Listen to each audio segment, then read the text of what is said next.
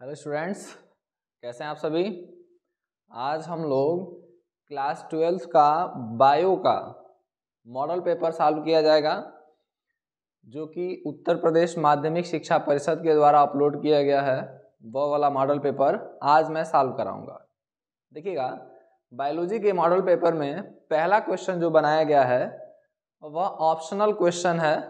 4 question है एक एक नंबर का, जिसमें से सबसे पहला क्वेश्चन जो है वो पहला क्वेश्चन है कि निम्नलिखित में से कौन सा भाग पुष्प नर जनन अंग का प्रतिनिधित्व करता है।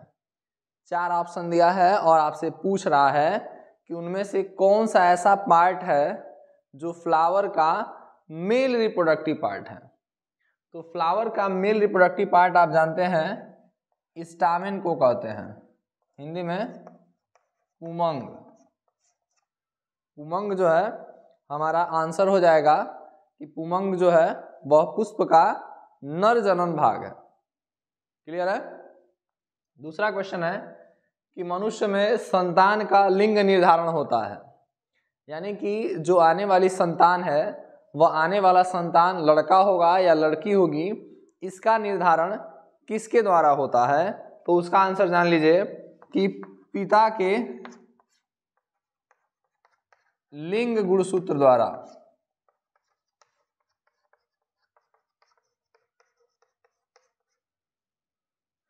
किसी भी कपल्स में जो मेल होते हैं वह मेल रेस्पॉन्सिबल होते हैं कि आने वाली पीढ़ी लड़का होगा या लड़की होगी। तो क्वेश्चन पूछा गया है कि कोई शिशु है, वह शिशु का लिंग यानी कि वह मेल होगा कि फीमेल होगा, इसका डिटर्मिनेशन किसके थ्रू होता है। तो आप बताएंगे कि जो फादर हैं उन फादर के सेक्स क्रोमोसोम के आधार पर निर्धारण होता है कि आने वाली संतान लड़का होगा या लड़की होगी। क्लियर है। तीसरा क्वेश्चन देखिएगा, कह रहा है कि जेनेटिक इंजीनियरिंग का उपयोग होता है और ऑप्शन में दिया है कि कृषि में और चिकित्सा में। तो देखिएगा, एक ऑप्शन दिया है कृषि, फिर दिया है चिकित्सा, फिर दिया है कृषि तथा चिकित्सा दोनों, और फिर कह रहा है इनमें से कोई नहीं। तो आंसर हमारा हो जाएगा कृषि तथा चिकित्सा दोनों में। यानी जेनेटिक इंजीनियरिंग जो है उसका यूज एग्रीकल्चर में भी हो रहा है और मेडिसिन में भी इसका उपयोग हो रहा है। क्लियर है। चौथा क्वेश्चन देखते हैं बाबू। चौथा क्वेश्चन है कि निम्नलिखित में से किसे जैव विविधता का तप्त स्थल कहा गया है। तप्त स्थल को अंग्रेजी में कहा गया हॉट स्पॉट। बायोडायवर्सिटी का हॉट स्पॉट भारत में 4 जगहों को कहा गया है। याद रखिएगा कि बायोडायवर्सिटी का हॉट स्पॉट भारत में 4 विशेष स्थानों को कहा गया है, जिसमें पहला स्थान है हिमालय का। तप्त स्थल में हिमालय है, हिमालय के बाद पश्चिमी घाट, वेस्टर्न घाट, वेस्टर्न घाट के बाद Indo Burma region, Indo Burma क्षेत्र, इंडो बर्मा रीजन, और उसके बाद एक है सुंदरलैंड। और इस तरह से याद रखना है कि बायोडायवर्सिटी का हॉट स्पॉट भारत में कितना है, 4 है। और इन चारों में से जो ऑप्शन आपके ऑप्शन में उपस्थित है उस पर आप ट्रिक करेंगे, इसका आंसर आपका सही हो जाएगा। ठीक है। तो आपका पहला क्वेश्चन यहां से सॉल्व हो गया। दूसरा क्वेश्चन देखते हैं वो।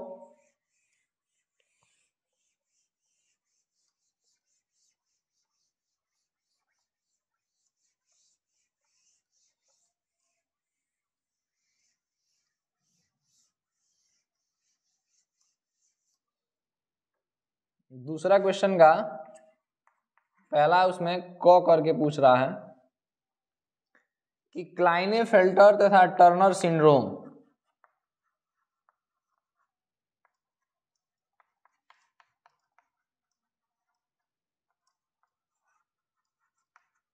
क्लाइनेफेल्टर तथा टर्नर सिंड्रोम में गुणसूत्रों की संख्या होती है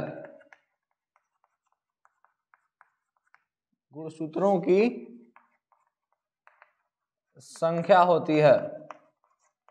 और देखिएगा क्लाइनेफेल्टर सिंड्रोम क्या है, एक तरह का जेनेटिक डिसऑर्डर है जिसमें जो संतान होती हैं उनका गुणसूत्र ऑटोसोम 44 रहता है और उसके बाद जो हेट्रोसोम है, हेट्रोसोम में 3 क्रोमोसोम हो जाते हैं। तो 44 प्लस XXY यानी टोटल क्रोमोसोम कितने हो जाते हैं 47। किस बीमारी में, क्लाइनेफेल्टर सिंड्रोम में।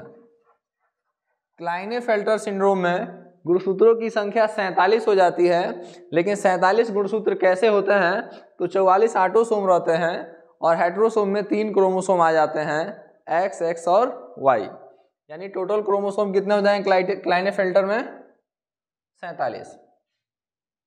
फिर टर्नर सिंड्रोम का क्या कॉन्सेप्ट है वो देखिएगा, ऑटोसोम 44 रहते हैं, फिर X और एक 0, यानी कि टोटल नंबर ऑफ क्रोमोसोम जो होते हैं वो 45 हो जाते हैं टर्नर सिंड्रोम के केस में। तो क्वेश्चन में हमसे पूछा गया है कि क्लाइनेफेल्टर और टर्नर सिंड्रोम में गुणसूत्रों की संख्या क्या है, तो क्लाइनेफेल्टर में 47 और टर्नर में 45। दूसरा का ख है कि नर जर्म कोशिका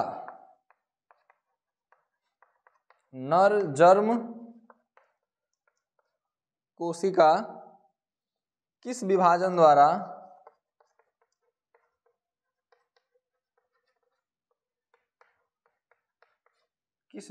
द्वारा शुक्राणुओं का निर्माण करती है।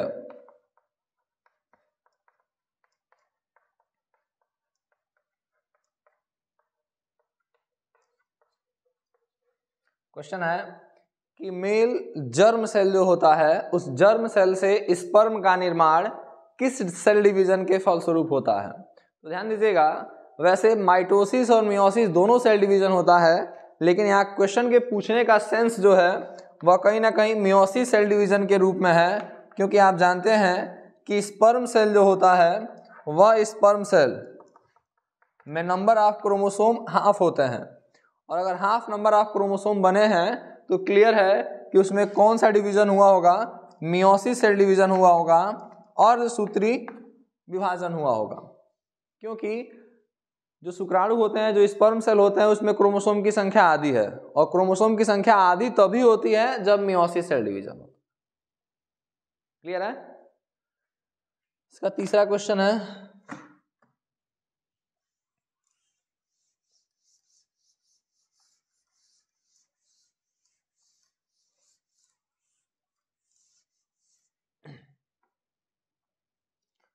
कि पराग मात्र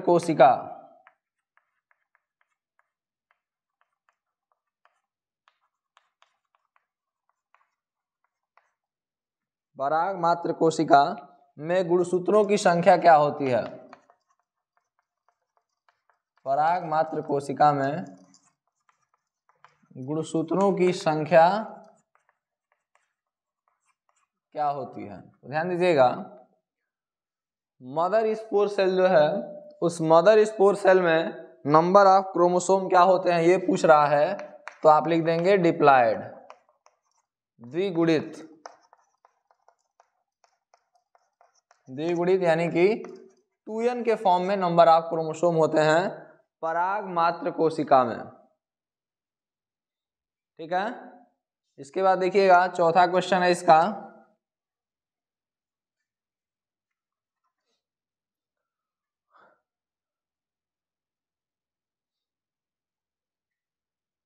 चौथा क्वेश्चन है कि आर्किड तथा आम के पेड़ के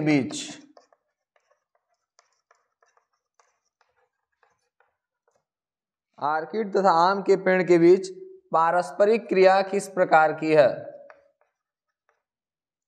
पारस्परिक क्रिया किस प्रकार की है। ध्यान दीजिएगा, शानदार क्वेश्चन है। आर्किड एक प्लांट है जो आम के पेड़ के ऊपर आके उग जाते हैं। इसमें होता क्या है, आम के पेड़ को इससे ना कोई फायदा है ना कोई नुकसान है, लेकिन जो आर्किड है वो फायदे में है। और आप जानते हैं कि उस तरह का इंटरेक्शन जिसमें एक जीव फायदे में हो जबकि दूसरे जीव को ना फायदा हो रहा है ना नुकसान हो रहा है, तो वह जो इंटरेक्शन है उसको कॉमेंसलिज्म बोलते हैं। और कॉमेंसलिज्म वाली पारस्परिक क्रिया यहाँ पर देखने को मिलेगी आर्किड और आम के पेड़ के बीच में। क्वेश्चन हमारा जो पूछ रहा है उसके अकॉर्डिंग, ठीक है। पांचवा क्वेश्चन इसमें पूछ रहा है वो कि उस एंजाइम का नाम लिखिए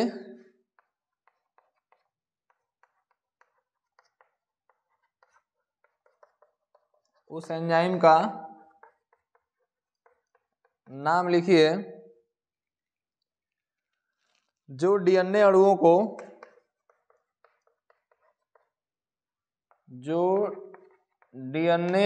को खंडों में तोड़ देता है।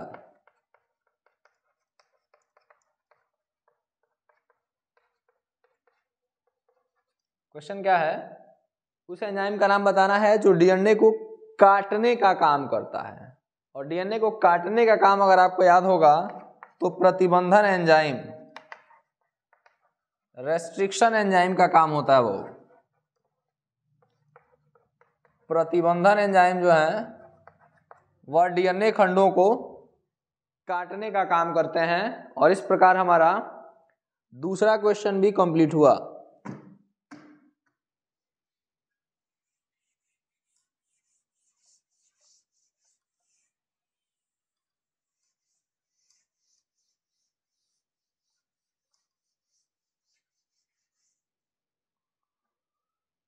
तीसरा का पहला क्वेश्चन दिया है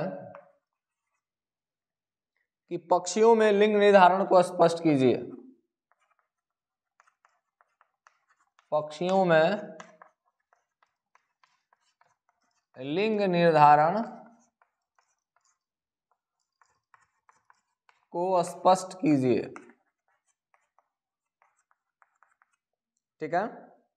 पक्षियों में लिंग निर्धारण के लिए देखिएगा उनमें जो लिंग गुणसूत्र होता है, अगर पक्षी मादा है तो मादा का लिंग गुणसूत्र प्रदर्शित किया जाता है ZW से, और अगर नर है तो नर का जो गुणसूत्र है उसको Z से रिप्रेजेंट करते हैं।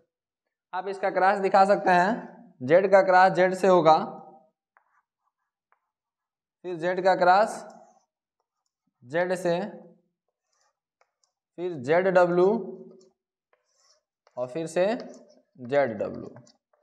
यानी इसमें भी 50% चांस फीमेल का और 50% चांस मेल का होता है, ठीक है।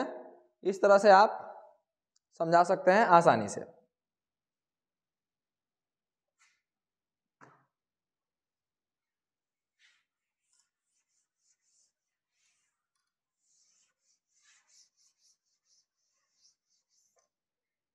तीसरा का ख क्वेश्चन है कि वाटसन तथा क्रिक द्वारा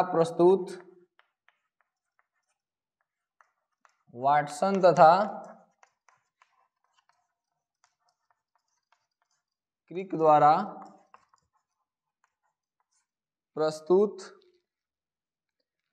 डीएनए द्विकुंडलित मॉडल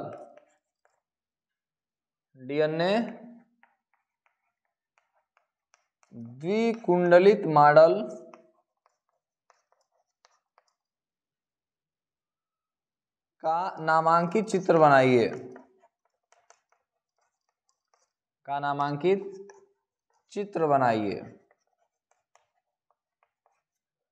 समझने का प्रयास करेंगे वो। हर साल का इंपॉर्टेंट क्वेश्चन है ये, वाटसन और क्रिक का डीएनए का द्विकुंडलित मॉडल।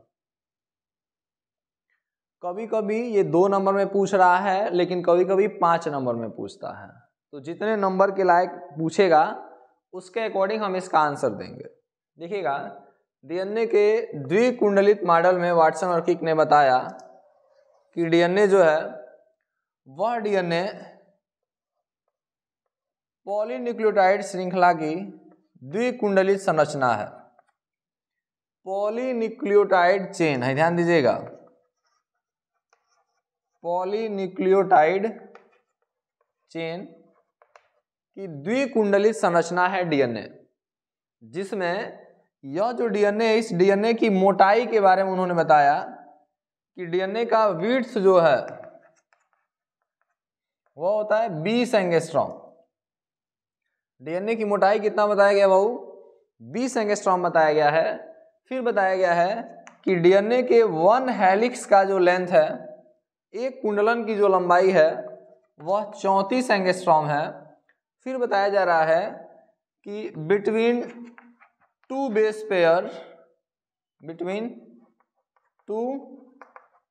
पेयर जो लेंथ है वह 3.4 एंगस्ट्रॉम है और एक हेलिक्स बनाने में 10 बेस पेयर लगे हैं। ठीक है। इसके साथ साथ बताया गया है कि एडेनिन थाइमिन से 2 हाइड्रोजन बाइंड के साथ बाइंड होता है और ग्वानिन जो होता है वो साइटोसिन के साथ 3 हाइड्रोजन बाइंड के साथ बाइंड होता है। इसी से संबंधित कुछ और जानकारियां हैं जिसको आप, चूंकि यहाँ पे 2 नंबर में पूछा है तो आप डायग्राम बना देंगे, इसका विड्थ लिख देंगे, 1 हेलिक्स का लेंथ कितना है वो लिख देंगे, 1 हेलिक्स में कितने बेस पेयर हैं वो लिख देंगे, 2 बेस पेयर के बीच का डिस्टेंस क्या है वो लिखेंगे, और बाकी कौन नाइट्रोजिनस बेस किसके साथ बाइंड हो रहा है उसको प्रदर्शित करिए, इतना पर्याप्त है। बाकी अगर इससे ज़्यादा नंबर में पूछता है तो और थोड़ा सा बेहतर करके इसको लिखेंगे। ठीक है। तीसरा क्वेश्चन दिया है बाबू इसमें,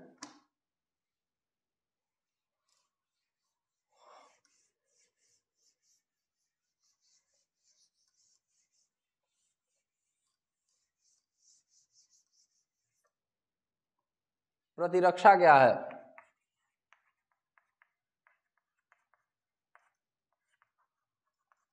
प्रतिरक्षा क्या है? What is immunity? तो देखिएगा, इम्यूनिटी के बारे में वैसे तो मैं एक वीडियो बनाया हूं, मन करे तो आप वीडियो देखिए, काफ़ी अन्य क्वेश्चन भी आपका उसमें तैयार हो जाएगा। बाकी यहाँ पे मैं समझा दे रहा हूँ कि प्रतिरक्षा क्या है। हमारे शरीर में रोगों से लड़ने की जो क्षमता है उसी को प्रतिरक्षा कहा गया है, इम्यूनिटी कहा गया है। और इम्यूनिटी हमारे शरीर में मुख्य 2 तरह की है, जन्मजात प्रतिरक्षा और उपार्जित प्रतिरक्षा, इनेट इम्यूनिटी और एक्वायर्ड इम्यूनिटी। इनेट इम्यूनिटी में 4 तरह की इम्यूनिटी है, anatomical barrier, physiological barrier, phagocytic barrier और इन्फ्लामेटरी बैरियर। बाकी एक्वायर्ड जो बैरियर है, एक्वायर्ड जो इम्यूनिटी है वह by medicine, by vaccine gain किया जाता है। तो बेहतर होगा कि आप मेरा वीडियो देखिए इम्यूनिटी वाला, आप बेहतर समझ पाएंगे इस चीज को। इससे कोई भी क्वेश्चन आएगा आप उसको बड़ी आसानी से सॉल्व कर पाएंगे। ठीक है। अगला क्वेश्चन दिया बाबू,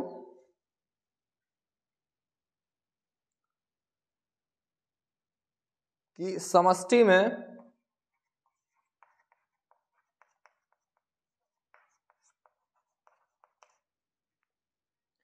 परिकल्पित पिरामिड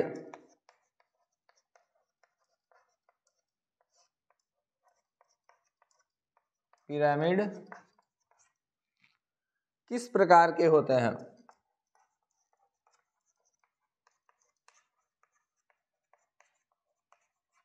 देखिएगा, पिरामिड पूछा जा रहा है कि पिरामिड क्या है। तो किसी भी परितंत्र में जितने पोषक स्तर हैं उन पोषक स्तर को सोपानों के रूप में, ब्रैकेट के रूप में व्यवस्थित करना, वही क्या होता है? पिरामिड होता है। जैसे मैं एक पिरामिड बना रहा हूँ, ये पिरामिड ऑफ एनर्जी है, ऊर्जा का पिरामिड है। इसमें लिख रहा हूँ कि ये अगर प्रोड्यूसर हैं, उत्पादक हैं, तो इनकी ऊर्जा सबसे अधिक है तो इनके लिए बड़ा ब्रैकेट बना लिया। फिर प्राइमरी कंज्यूमर होते हैं, इससे थोड़ी सी कम ऊर्जा होती है इनमें, इनसे छोटा इसका सोपान बना है। फिर सेकेंडरी कंज्यूमर होंगे और कम होगा इनमें एनर्जी। फिर टर्शियरी कंज्यूमर होंगे और फिर टॉप कंज्यूमर होंगे। तो पिरामिड क्या है? पिरामिड के लिए थोड़ा सा आप बुक का स्टडी कीजिए, आप वहाँ से जानेंगे कि पिरामिड क्या है। किसी भी इकोसिस्टम में जितने जीव पाए जा रहे हैं उन सभी जीवों को सोपानों के रूप में बढ़ते क्रम में चाहे घटते क्रम में प्रदर्शित करना, यही पिरामिड होता है। तो पिरामिड से संबंधित 3 तरह का पिरामिड आपसे पूछा जा सकता है, जैव भार का पिरामिड, जीव संख्या का पिरामिड और ऊर्जा का पिरामिड। यानी pyramids of biomass, pyramids of number और पिरामिड्स ऑफ एनर्जी। 3 तरह के पिरामिड से क्वेश्चन, किसी तरह का क्वेश्चन हो सकता है आपसे, इसलिए जरूर एक बार पढ़ लीजिए आप पिरामिड्स के बारे में। ठीक है, इसमें क्वेश्चन है कि स्थलीय परितंत्र के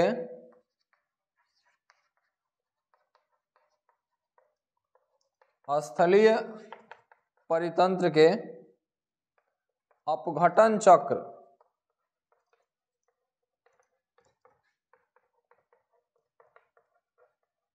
का नामांकित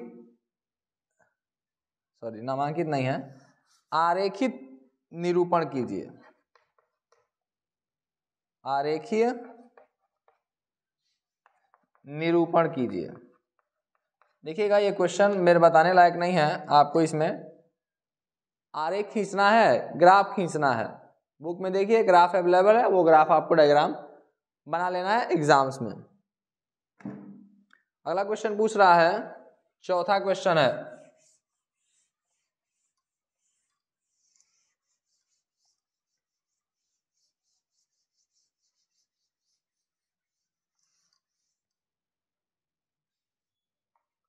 चौथा का क दिया है वो कि लघु बीजाणुधानी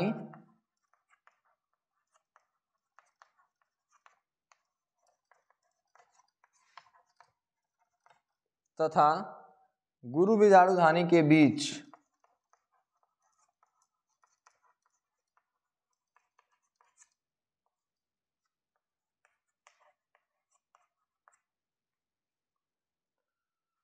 अंतर स्पष्ट करें। देखिएगा माइक्रोस्पोरेंजियम और मेगास्पोरेंजियम के बीच में अंतर क्या है ये बताना है। तो सबसे पहले आपको जानना है कि लघु बीजाणुधानी पाया कहाँ जाता है, तो यह पाया जाता है एंथर में, एंथर में भी पराग कोश में। तो सबसे पहला अंतर यही लिखेंगे कि लघु बीजाणुधानी जो है वह पराग कोश में पाया जाता है, जबकि गुरु बीजाणुधानी जो है वह अंडाशय में पाया जाता है। ठीक है, यहाँ से लघु बीजाणुधानी में पराग कण का निर्माण होता है, जबकि गुरु बीजाणुधानी में एग सेल का फॉर्मेशन होता है। ऐसे ही 1-2 और अंतर देख लेंगे, आप लिख देंगे एग्जाम में, आसानी से लिख पाएंगे आप। अगला क्वेश्चन है इसका ख वाला,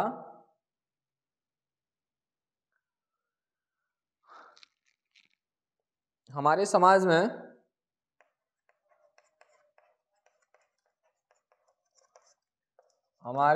में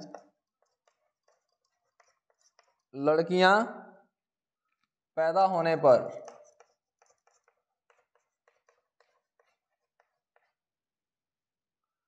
दोष केवल महिलाओं को दिया जाता है। दोष केवल महिलाओं को दिया जाता है।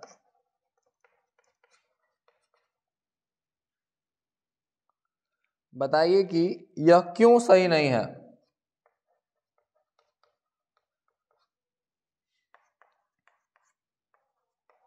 बताइए कि यह क्यों सही नहीं है। और ध्यान दीजिएगा, क्वेश्चन है कि समाज में ऐसा कुप्रथा है कि अगर किसी दंपति को लड़की हो रही है तो सारा दोष महिला का माना जाता है कि इस महिला के शरीर से केवल बच्चियां हो रही हैं। हमें तर्क सहित बताना है कि यह स्टेटमेंट क्यों गलत है, ऐसा करना क्यों गलत है। देखिएगा, हम लोग बायो में पढ़े कि आने वाली संतान लड़का होगा या लड़की होगी, इसका निर्धारण पुरुष के लिंग गुणसूत्र के द्वारा होता है। तो महिला को दोषी करार देना यह उचित नहीं है। हम स्पष्ट रूप से एग्जाम्स में लिखेंगे कि हम जानते हैं कि आने वाली संतान लड़का होगा या लड़की होगी, इसका निर्धारण पुरुष के लिंग गुणसूत्र के द्वारा होता है। तो लड़की होने पर दोषी महिला को ठहराना यह कहीं भी तर्क संगत नहीं है, क्योंकि लड़की होना या लड़का होना या किस पर डिपेंड करता है, पुरुष के लिंग गुणसूत्र पर निर्भर करता है। क्लियर है? तो ऐसे आप इसमें एक्सप्लेनेशन दिखा लेंगे। अगला क्वेश्चन है कि एक संकर क्रॉस का उदाहरण देते हुए, एक संकर क्रॉस का उदाहरण देते हुए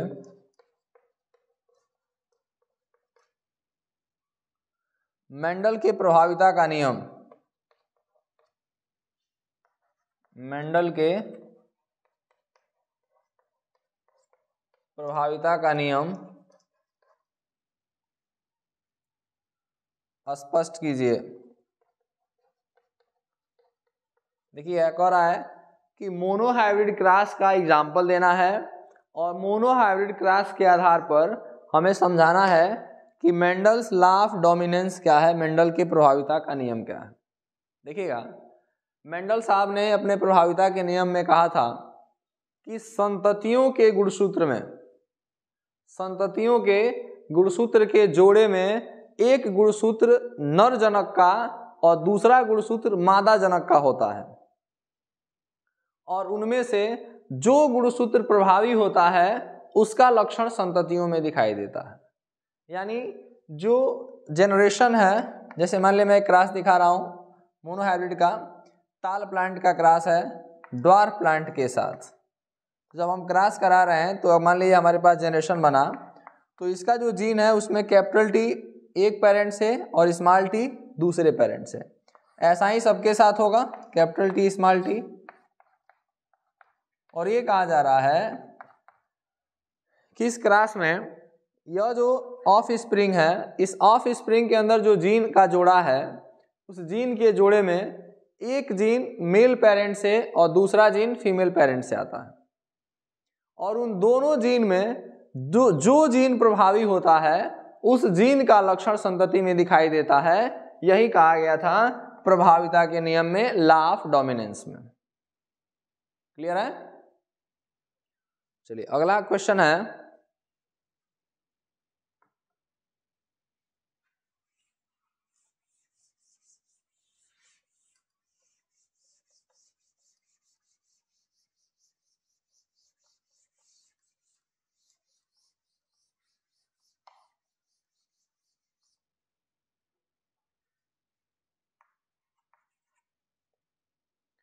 डीएनए प्रतिकृति के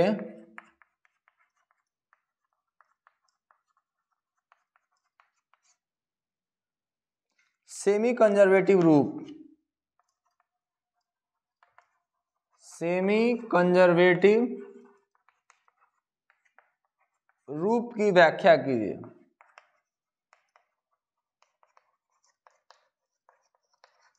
देखिएगा डीएनए प्रतिकृति कहा जाए कि डीएनए प्रतिकृति क्या है, तो डीएनए से डीएनए बनने की जो प्रक्रिया है उसको प्रतिकृतियन या रेप्लिकेशन या डुप्लीकेशन कहा गया है। डीएनए से डीएनए बनने की प्रक्रिया प्रतिकृतियन कहलाती है, रेप्लिकेशन कहलाती है या डुप्लीकेशन कहलाती है।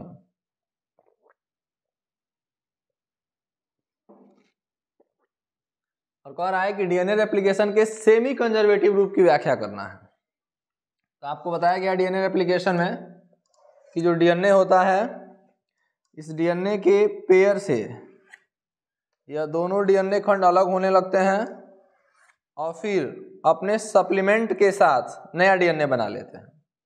तो ये समझाना था आपको बाबू कि अगर ये डीएनए है और इस डीएनए में से ये अलग हुए हैं और अलग होके इनका जो है कि सप्लीमेंट आके इनके साथ ऐड हुआ है, तो एक जो चेन था एक वाला वो तो पुराने डीएनए का ही है और फिर एक नया आया है, तो कहीं ना कहीं हाफ हाफ जो कैरेक्टर हैं वह पुराने डीएनए से और हाफ सप्लीमेंट उसमें ऐड हुआ है। सेमी का मतलब ही होता है आधा, अर्ध संरक्षित, अर्ध संरक्षित प्रकृति की व्याख्या करना है। तो सेमी कंजर्वेटिव से मतलब है कि एक डीएनए से जब नया डीएनए बन रहा होता है तो उस डीएनए के जोड़े में, डीएनए के द्विकुंडलित फेरे में एक फेरा पुराने डीएनए का होता है, जिसके कारण उसका जो प्रकृति होता है वह कंजर्वेटिव होता है, माने आधा उसके लक्षण जो होते हैं वो पुराने डीएनए जैसे होते हैं। क्लियर है? तो इस स्ट्रक्चर के आधार पर, इस फोटो के आधार पर आप आसानी से समझा पाएंगे कि सेमी कंजर्वेटिव नेचर क्या है। ठीक है, चलिए अगला क्वेश्चन है, पांचवा क्वेश्चन भाऊ।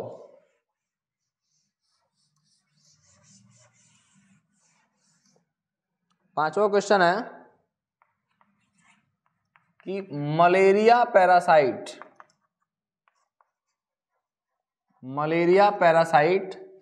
के जीवन चक्र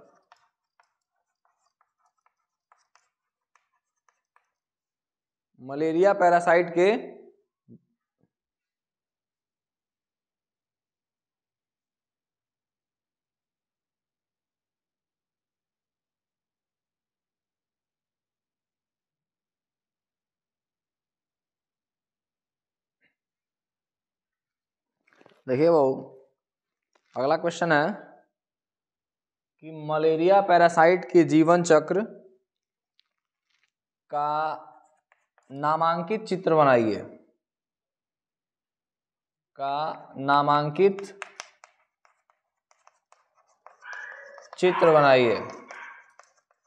देखिएगा, डायग्राम बना के आपको समझाना है कि मलेरिया पैरासाइट यानी प्लाज्मोडियम जो है, प्लाज्मोडियम का जीवन चक्र कैसे कंप्लीट हो रहा है, इसको समझाना है। तो देखिएगा, आप जानते हैं कि मलेरिया का पैरासाइट जो प्लाज्मोडियम है यह द्विकोषीय है, यानी इसका जो जीवन काल है वो 2 होस्ट में कंप्लीट होता है। एक होस्ट है मॉस्किटो और दूसरा है ह्यूमन। तो प्लाज्मोडियम जो है, इसका लाइफ साइकिल आप जानना चाहते हैं तो मेरा वीडियो अवेलेबल है मलेरिया का, आप उसको जरूर देखिए, आप बहुत आसानी से क्वेश्चन का आंसर दे पाएंगे। बाकी अभी मैं इसको समझाऊंगा तो थोड़ा लंबा समय लगेगा वीडियो बनाने में। ठीक है, तो प्लाज्मोडियम का लाइफ साइकिल आप एक बार मेरे वीडियो में देख लीजिए या फिर आप बुक से पढ़ लीजिए, जैसी आपकी इच्छा हो, लेकिन आप इस चीज को कंप्लीट कर लीजिए क्योंकि ये इंपॉर्टेंट है, कई बार बोर्ड एग्जाम्स में पूछा गया है। आगे क्वेश्चन है वो कि जैव उर्वरक किस प्रकार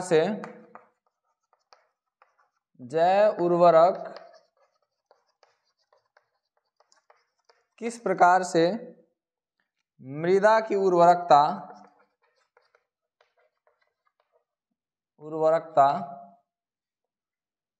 को बढ़ाते हैं। क्वेश्चन है वो कि जो बायो फर्टिलाइजर हैं, यह बायो फर्टिलाइजर किस प्रकार से सॉइल की फर्टिलिटी को बढ़ाने का काम करते हैं। तो सबसे पहले हम समझेंगे कि बायो फर्टिलाइजर हैं क्या। तो वह माइक्रोब्स जो सॉइल की फर्टिलिटी को बढ़ाने का काम करते हैं बायो फर्टिलाइजर कहलाते हैं। वह सूक्ष्म जीव जो मृदा की उर्वरकता को बढ़ाने का काम करते हैं जैव उर्वरक कहलाते हैं। और जैव उर्वरक किस तरह से सॉइल की फर्टिलिटी को बढ़ा रहे हैं, थोड़ा समझिएगा। आप नाम सुने होंगे नॉस्टक का, एनाबीना का, राइजोबियम का। यह जो माइक्रोब्स हैं यह एटमॉस्फेरिक नाइट्रोजन को, वायुमंडलीय नाइट्रोजन को नाइट्रेट में बदलने का काम करते हैं, यानी N2 से नाइट्रेट फॉर्मेशन करने का काम करते हैं। और वह नाइट्रेट आसानी से प्लांट जो है उसको एब्जॉर्ब कर लेता है और उसको नाइट्रोजन मिल जाता है। और आप जानते हैं कि नाइट्रोजन जो है वो प्लांट का सबसे मुख्य भोजन है और पौधों का मुख्य भोजन आसानी से उपलब्ध करा पाते हैं कौन, बायो फर्टिलाइजर्स। इसके साथ साथ बायो फर्टिलाइजर्स जो हैं यह सॉइल को पोरस बना देते हैं ताकि उसमें ऑक्सीजन कंटेंट बढ़ सके। तो बायो फर्टिलाइजर्स के कार्य को समझाना है तो हम बताएंगे कि बायो फर्टिलाइजर्स वह सूक्ष्म जीव हैं जो मिट्टी की उर्वरकता को बढ़ाने का काम करते हैं। और किस प्रकार से बढ़ाते हैं, तो वायुमंडलीय नाइट्रोजन को नाइट्रेट में परिवर्तित कर देते हैं और वह नाइट्रेट पौधे आसानी से अवशोषित कर लेते हैं और उनकी उर्वरक क्षमता बढ़ जाती है। ठीक है, अगला क्वेश्चन दिया बाबू,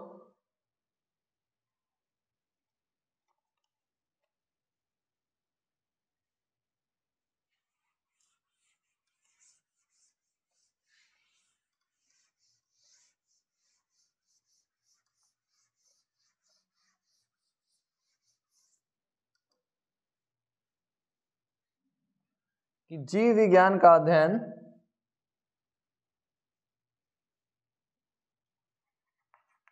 अगला क्वेश्चन है, गो है,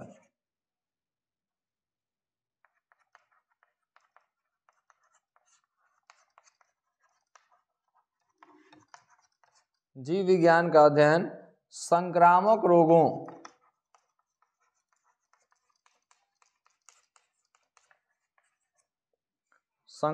रोगों को नियंत्रित करने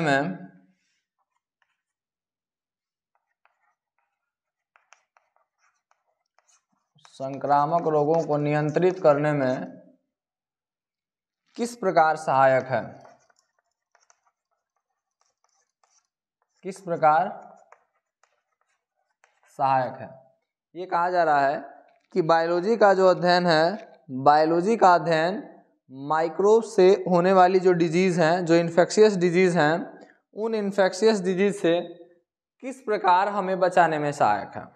देखिएगा, हम बायोलॉजी में पढ़ते हैं कि जो भी इन्फेक्शियस डिजीज़ हैं वह किस माइक्रोब्स की वजह से हुआ है। बैक्टीरिया से हुआ है, वायरस से हुआ है, फंगस से हुआ है, पैरासाइट से हुआ है, किससे हुआ है।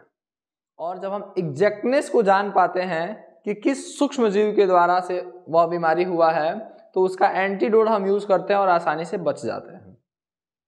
दूसरी चीज़, जो संक्रामक रोग हैं यह किस माध्यम से फैल रहे हैं, उस माध्यम को हम समझ पाते हैं, तो उस माध्यम से हम बच के और आसानी से हम उस रोग से बचे रहते हैं। तो किसी भी रोग से बचे रहने में सहायक है।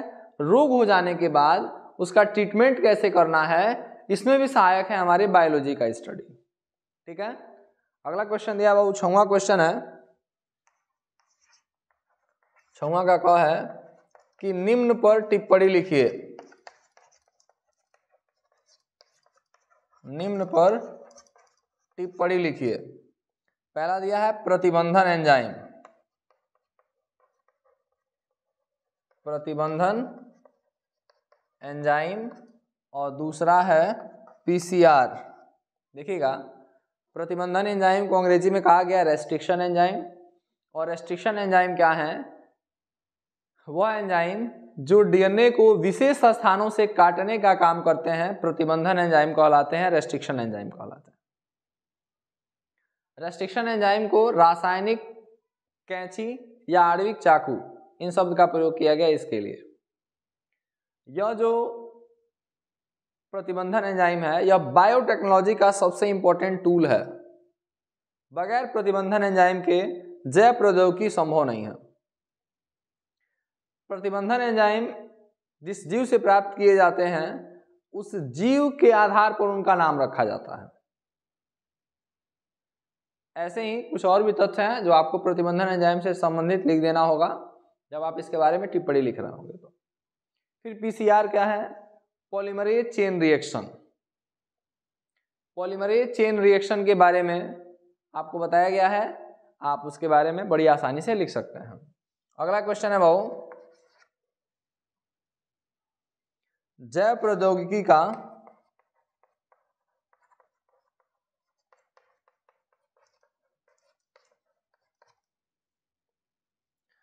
कृषि क्षेत्र में क्या उपयोग है?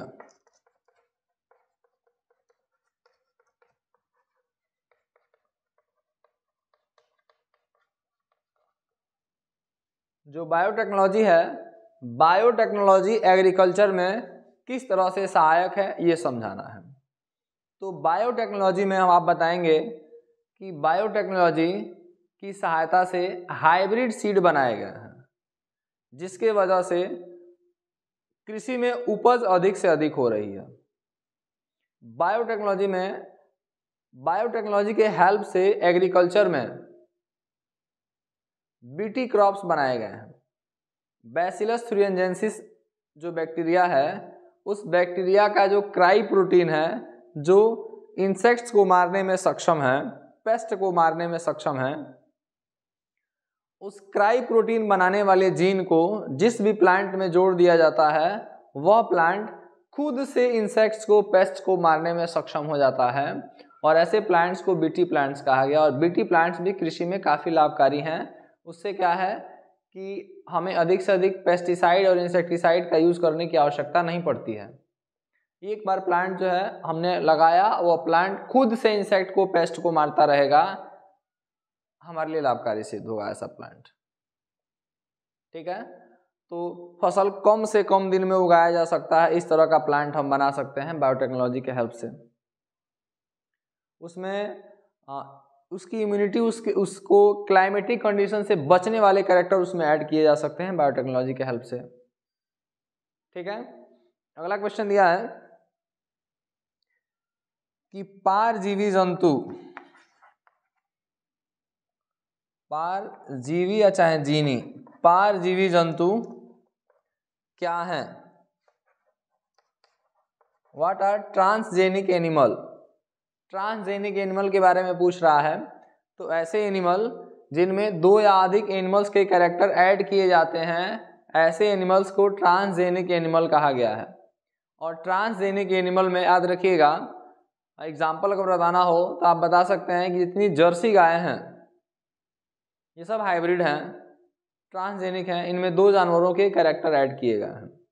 और जब कभी किसी जंतु में कोई एक अन्य जंतु का कैरेक्टर ऐड कर दिया जाए तो उस समय उस जंतु को, पारजीवी जंतु, ट्रांसजेनिक एनिमल कहा जाता है। ठीक है, अगला क्वेश्चन है बाबू, इसी का घ दिया है, अंतर स्पष्ट करना है। अंतर स्पष्ट कीजिए। और अंतर स्पष्ट में क्या क्या दिया है? प्रोड्यूसर और डिकम्पोजर में, उत्पादक में और अपघटक में क्या अंतर है आपको बताना है। तो किसी भी फूड चेन में, चाहे किसी भी इकोसिस्टम में, जीवों के लिए भोजन उपलब्ध कराने का काम जो करते हैं वो प्रोड्यूसर होते हैं, जबकि डिकम्पोजर जो होते हैं वह जैविक घटकों के अपशिष्टों को अपघटित करने का कार्य करते हैं। फिर अंतर स्पष्ट करना है, इसमें एक और दिया है, परजीविता और सहजीविता का, पैरासिटिज्म और सिम्बायोसिस। पैरासिटिज्म क्या है?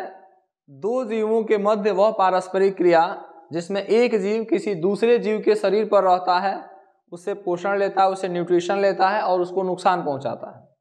यानी एक जीव फायदे में है और दूसरा जीव नुकसान में है। उस तरह का जो इंटरेक्शन है उसको पैरासिटिज्म बोला गया है। जबकि सिम्बायोटिक रिलेशनशिप में 2 जीव साथ साथ रहते हैं, दोनों एक दूसरे को लाभ पहुंचाते हैं। ठीक है, अगला क्वेश्चन है बाबू,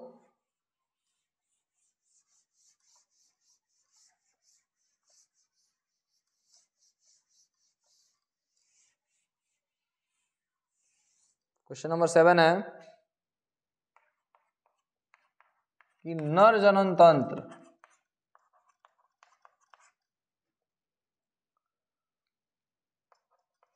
का नामांकित चित्र बनाकर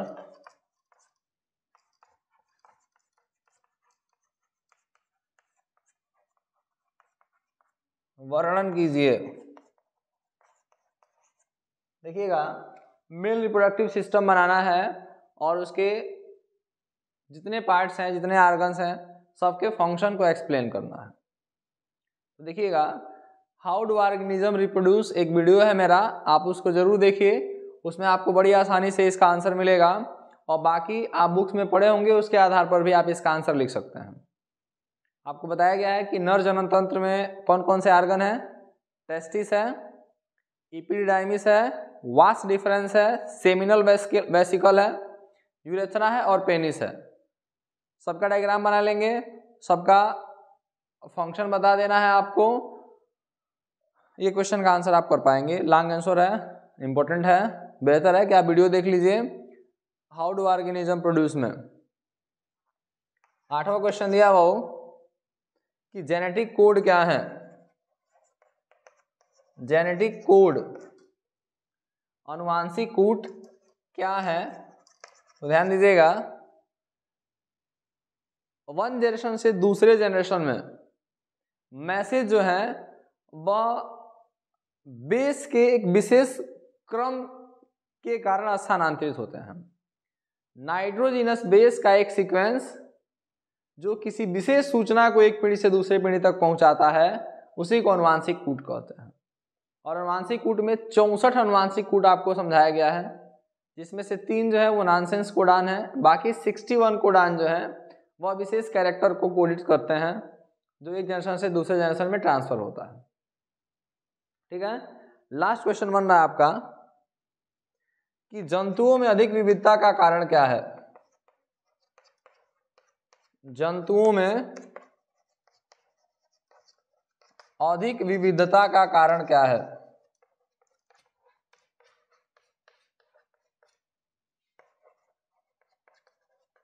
यानी एनिमल्स जो हैं उनमें इतना ज़्यादा वेरिएशंस क्यों पाया जा रहा है। बायोडाइवर्सिटी में लगभग 22% ही एनिमल्स हैं और लेकिन फिर भी एनिमल्स में वेरिएशन सबसे ज़्यादा है। इसका रीजन बताना है कि इसका रीजन क्या है। इस क्वेश्चन का आंसर आप स्वयं से देंगे। बाकी आपका क्वेश्चन पेपर जो था मैंने आपको समझाया, बहुत जल्द दूसरा मॉडल पेपर आपको उपलब्ध कराया जाएगा। धन्यवाद।